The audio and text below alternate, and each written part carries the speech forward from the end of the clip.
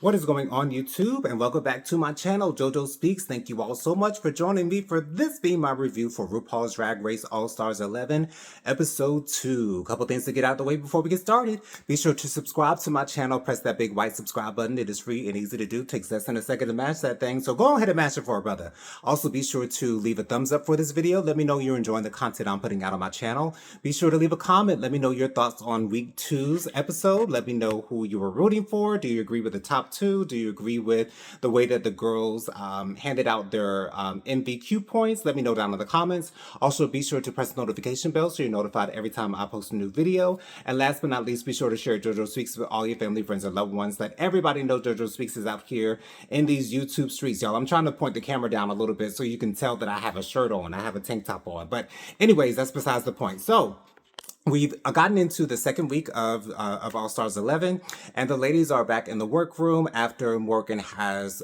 snatched her first win and first $10,000 prize. So the ladies are deciding who they want to give their MVQ points out to. So Lucky Stars is having a moment. She's saying that she's looking for her moment to be able to stand out. And Mystique gives her some very, very great words of encouragement. And I love seeing that. I don't know if Mystique was, kind of pitching, give me your point, give me your point. But hey, it is what it is. But the way that the points got handed out were, now, Morphine was expecting for Lucky Stars to give her her point because they had this Miami alliance going on, but that's another thing about All Stars that I have to mention just really quickly. I hate the talk about alliances on RuPaul's Drag Race. I don't think it's necessary. Alliances never work in RuPaul's Drag Race. I mean, I guess in a way it sort of kind of did work in All Stars 10 with Mistress and George's, but I don't know. A lot of times alliances are never necessarily set in stone on these RuPaul's Drag Race episodes. So I just think it's pointless to talk about alliances on RuPaul's Drag Race when they really don't necessarily help you out. But anyways, Lucky Stars ends up giving her MVQ point to Mystique. Mystique ends up giving her MVQ point to Lucky Stars. Morphine gives her point to Akira, and Akira gives her point to Morphine. So Morgan has 3 points, Dawn has 2 points, and then the rest of the 4 girls have 1 point apiece. So there we go. Now, this challenge is a design challenge. So they are designing looks based off of the different type of gay bars there are. Excuse me. And so just like in the first episode review, I'm just going to talk about each queen individually, what I thought of their look. Then I'm going to talk about the top 2, and then we'll get up out of here. So first up, we have Dawn. Dawn has taken the piano bar, and I liked the actual dress itself. Let's just say that. The dress itself was actually gorgeous. Now, I did not know what it is that was on top of her head. I don't know. It kind of sort of looked like the penis look that Lydia Butthole Collins wore in season 17. That's what it reminded me of. I don't know why RuPaul said it reminded her of that mattress look that Joella wore. I guess because her face was poking out, but I don't know. Anyways, but the dress itself was actually really, really gorgeous. Like, especially on the arms, the ruffling that was going on the arms. It's just that I didn't understand what was on top of her head, and I didn't know why it was there. But, anyways, it is what it is. So that was Dawn. Next, we have Akira, and Akira is doing the white bar.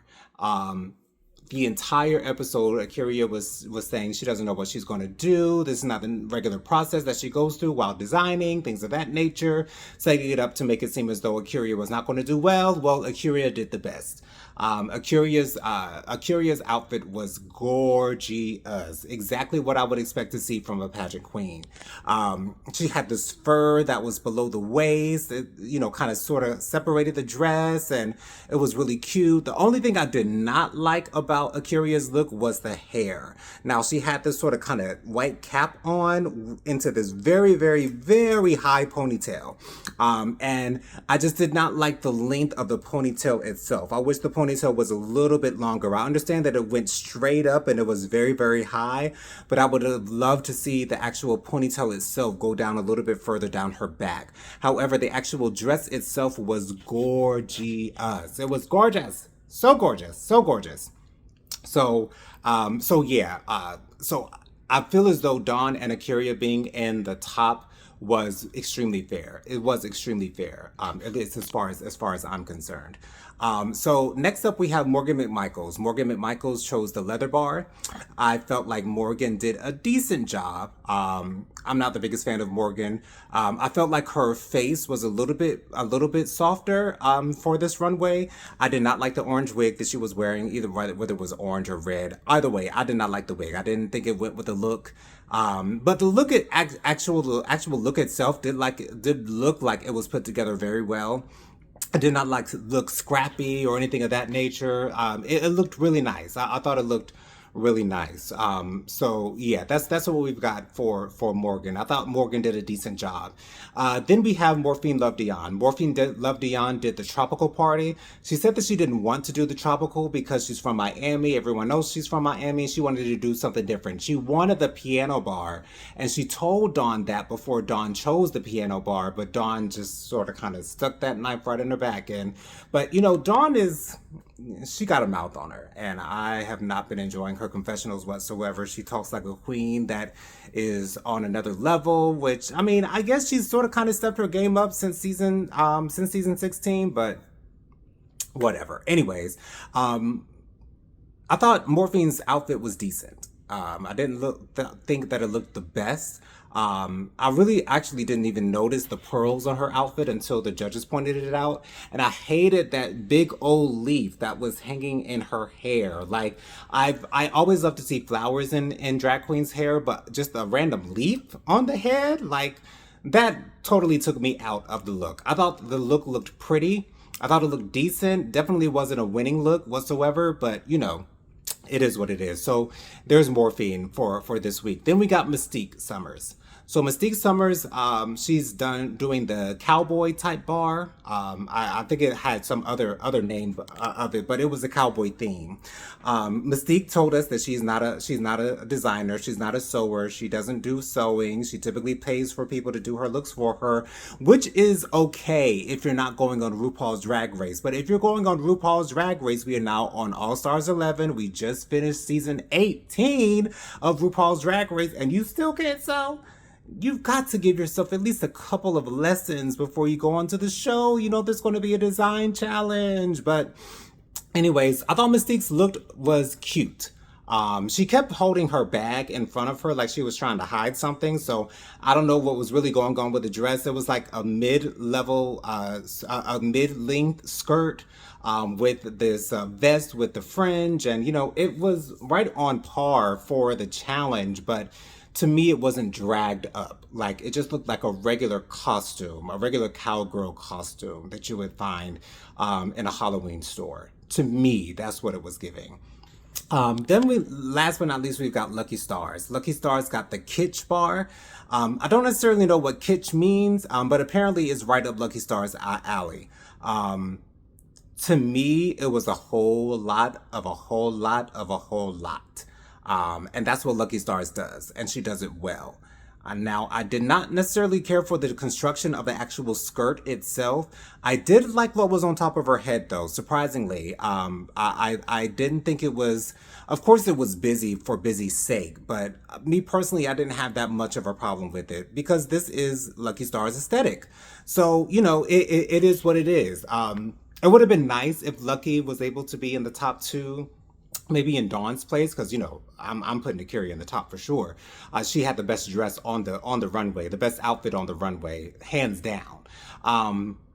But I thought it was great that Lucky got that great feedback from the judges. I liked that they didn't think it was too much because when we think of other queens who have done a lot on their design challenges and they've kind of gotten ridiculed for it, but Lucky Stars, this was her thing, and so she was able to do very well. So shout out to Lucky Stars for that. So the top two are Dawn and Akira.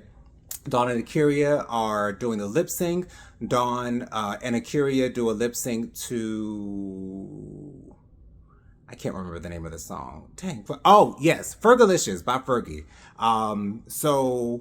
I didn't like the cover up that Akira was wearing at the beginning of the lip sync, but once she took it off, I still didn't like what she had on underneath. It just looked like scraps of fabric that were hanging off of her outfit. But anyways, Akira wins the lip sync. And so she gets the extra point. So now Akira has 4 points, Dawn has 4 points, Morgan has 3 points, and the rest of the queens have 1 point. So that's the breakdown so far. I'm praying that Akira gets into the semifinals. So I'm hoping that she will do well in the challenge for week 3. And prayerfully, if she doesn't do well on the challenge, the other queens will give her their MVQ points. So, and I'm also hoping that the ladies will give Akira their MVQ points for the 3rd episode, because she did the best job for the design challenge, hands down. So that's all I got for this review, y'all. Let me know what you think down in the comments. Did you think that Akira and Dawn deserve to be in the top? Were you proud of Lucky Stars? Were you surprised that Mystique didn't have the best outfit? Let me know down in the comments. Also, be sure to join me every Thursday night at 8 p.m. for my live Hot Topics and Social Commentary show. I go live every Thursday night at 8 p.m. with my sister Prophetic Fire Reiki, as well as our friend Bianca Edwards. We always have a great time talking about the latest happenings and goings on in the world, so join us every Thursday night at 8 p.m. Love you guys for watching this video. I'll see you on the next one. Peace out.